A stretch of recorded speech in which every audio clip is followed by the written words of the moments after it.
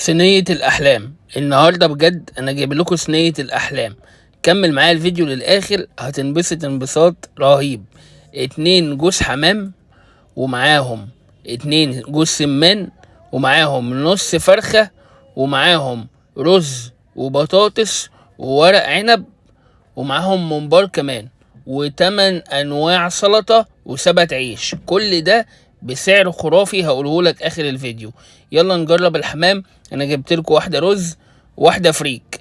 الرز بتاعتي بصراحة، الفريك ما كانتش بتاعتي، بس يعني انا طمعت فيها. هنجرب مع بعض دلوقتي الرز. الحمام مولع مولع كده ودسم، ويعني متحمر في شوية سمنة، تحفة. الصورة بتتكلم يعني، ما شاء الله تبارك الله، حاجة تحفة. ماتيريال جميل، والخامة والتيست رهيب. طعم لا غبار بصراحة، طعم نمرة واحد، ما اقدرش اتكلم، ما في يعني الملامح باينة يعني. يعني بص بقى، هنخش على الفريك. هقول لكم على حاجة، الفريك تجيب هناك فريك، ما تجيبش رز. انا مش من محبي الفريك قوي، بس انا بقول لك لا، الفريك هناك عالمي. هناك فين؟ طيب في ملك السمان. ملك السمان في لوران، ده فرع لوران. هنخش على السمان، معروفة طبعا. يعني الشوي والتتبيلة. بص، عرفت ان انا لو انت عايز تروح لوحدك كده بقى وتطلب جوزين سمان، وتطلب مثلا ملوخية، وتطلب رز معمر وشوية السلطة اللي هناك، انت كده هيبقى اخترت صح بجد. النص الفرخة ما شاء الله تبارك الله عليه كان حلو جدا. الله اكبر، الله اكبر. احنا خلصنا جبنا العجينة عشنا جديد بقى مجيش بس الايد خطأ.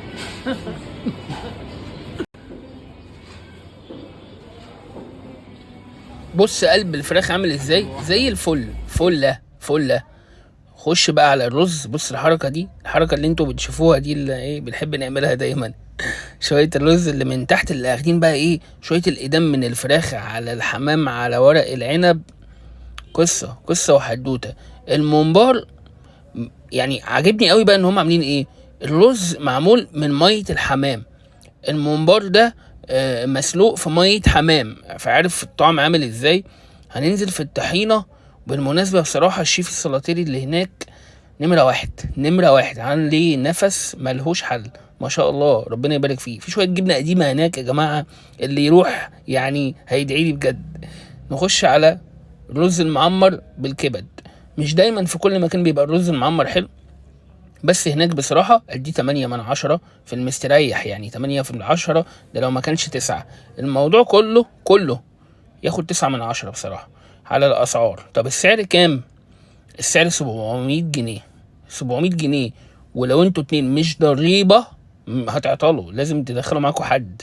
700 جنيه بينزل لك الصينية دي، معاها 2 حمام ونص فرخة والسمان والممبار وورق العنب والرز وتمن انواع سلطة وسبت العيش. الملوخية دي بقى حوار، جامدة جدا، ما شفتش في تقلها كده، طشتها وتقلها. وبرضو الشوربة يعني الموضوع دسم دسامة.